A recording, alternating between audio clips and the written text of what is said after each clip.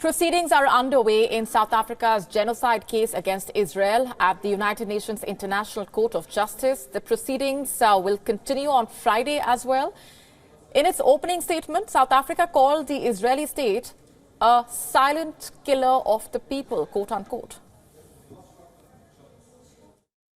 The application places Israel's genocidal acts and omissions within the broader context of Israel's 75-year apartheid, 56-year occupation and 16-year siege imposed on the Gaza Strip, a siege which itself has been described by the director of UNRWA Affairs in Gaza as a silent killer of people. South Africa's council reiterated that Israel has a genocidal intent against the Palestinians, while claiming that this is visible in the way the civilian structure is being targeted and how women and children are being made victims, while the masses are being displaced and healthcare infrastructure is being destroyed.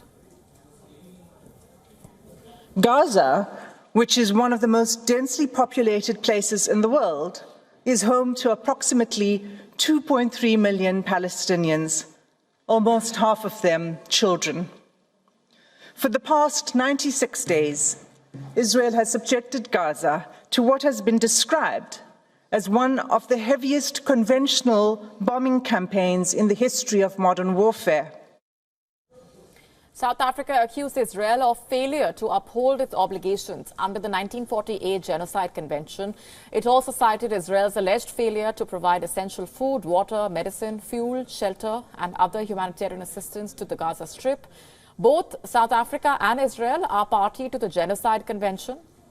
The convention basically obliges the signatories not to commit genocide and also to prevent and punish it.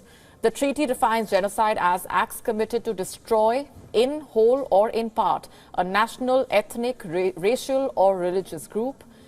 The hearings will deal exclusively with South Africa's request for emergency measures, ordering Israel to suspend its military actions in Gaza. A panel of 17 judges, including an ad hoc justice, each from Israel and South Africa, are hearing each side's arguments. The court will also be hearing the merits of the case, a process that could take years. As the hearing started, protests sparked off in The Hague, supporting both the Palestinians as well as Israel.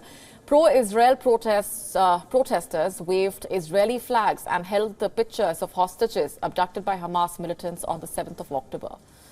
On the other hand, supporters of Palestine waved the flags of Palestine.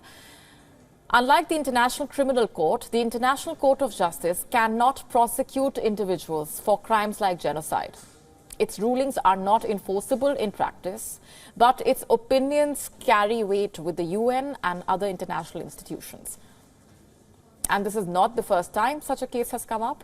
In the year 2022, Ukraine filed a case against Russia, while Gambia filed a case against Myanmar against the Rohingya in the year 2019.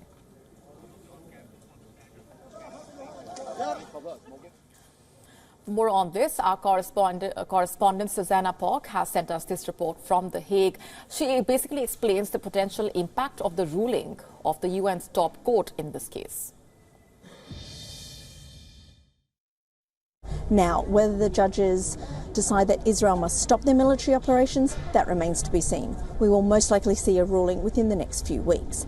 But despite it being the United Nations top court where countries go to resolve their disputes, there is no real way of enforcing countries to abide by their rulings.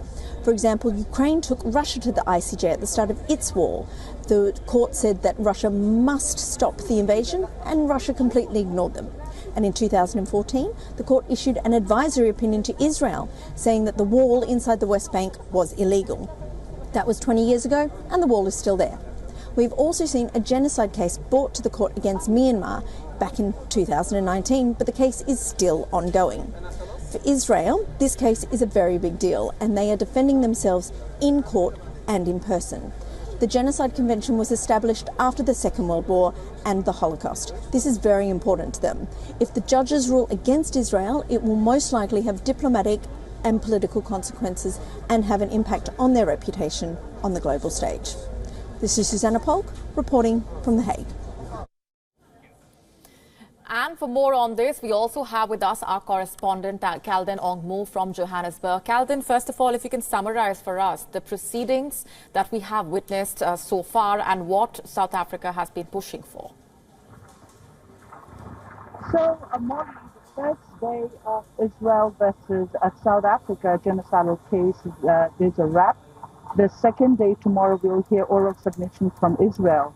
What I can start by saying is that South Africa put up a very strong oral submission there. What the statements that I also want to start with is some of the South Africa representatives stated that there is no safe place in Gaza. The world should be absolutely devastated and upset by what's going on in Gaza Strip. South Africa has done what it can. It is doing what it can now. The hope is vested in this court. So some of the experts have been saying that South Africa did put up a very persuasive case in front. The submissions were thoroughly impeccable as well as emotive. But if I can go into details, just to explain to the viewers what South Africa is basically seeking. Each representative from South Africa speaking on their own topics. What it was started by Advocate Adila Hassim, who was representing South Africa. She made a submission, came prepared with all the evidence, strong videos, pictures that have emerged over the last 3 months on social media, and also stating that this must be the first genocide in the history where the victims are actually, broadcasting their own destruction in real time. She went on to say that she let out alleged contravention by Israel of genocidal convention. She spoke about the first genocide act, about killing and targeting of Palestinians in Gaza.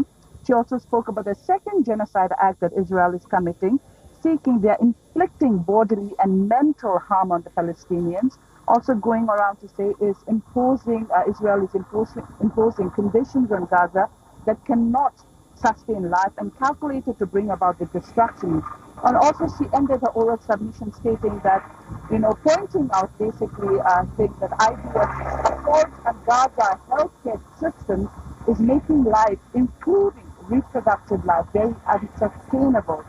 After her, there was Advocate Tembeka Toby of South Africa, making submissions relying on and videos once again, proving there is a genocidal intent by Israel. Then, so after that, you've heard that the South African team not only consists of senior counsels and attorneys, but also professors, international law experts there. One of the professors, John Hilgard, spoke about jurisdiction, how detailed, how South Africa engaged Israel diplomacy since the October 7th attacks, but they did not pay any heed to South Africa's request.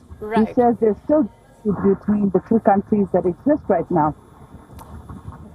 Right. We're leaving it there for the moment, Kalden. Thanks very much for that update. We'll, of course, keep coming back to you as and we have further developments. WION now available in your country. Download the app now. Get all the updates on the move.